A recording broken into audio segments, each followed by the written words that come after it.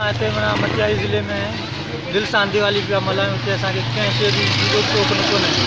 इहो त असांजे लाइ एज़ाज़ जी ख़ुशी जी ॻाल्हि आहे जो असांजा मुस्लमान भाउर हिते जेके रहनि था उहे बि असां सां गॾिजी हिते माना दिवाली में असां सां पार्टिसिपेट कनि पिया, असां सां गॾिजी माना दिवाली मल्हाइनि पिया, असांखे वाधायूं पिया ॾियनि ऐं हिक ॿिए खे असां माना मिठाई बि ॾियूं पिया ऐं असांखे कंहिं बि शइ जी का बि दिक़त न आहे। असां हिते बिल्कुलु परमुन सां ऐं ख़ुशी सां रवादारी सां असां हिते पंहिंजी माना जेको ॾियारी त्योहार आहे बिल्कुलु दिलि सां पिया मल्हायूं।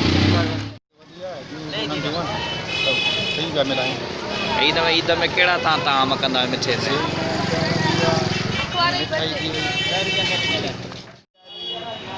जो जेको असां नालो रखियो आहे जंहिंजो नालो तिब्बत रोशनी रामचंद्र जेको 14 साल वन में वियो, जॾहिं हुन पंहिंजो वन पूरो करे जॾहिं वापसि उहो आयो पंहिंजे माना घर ॾे वापसि वरियो त हुन में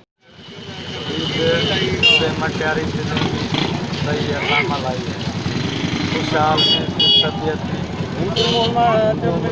सभु असां मल्हाई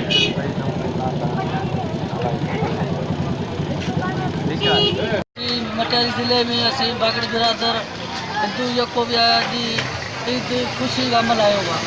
असांखे काई जास कंहिं तकलीफ़ कोन ॾिनी, असीं पंहिंजी ईद मल्हायो आहे ख़ुशी सां, कंहिं कोन असांखे तकलीफ़ ॾिनी।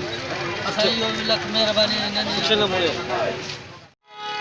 कहिड़ी ख़ुशी मल्हाईंदा आहियो? असां वॾी ख़ुशी मल्हाईंदा आहियूं।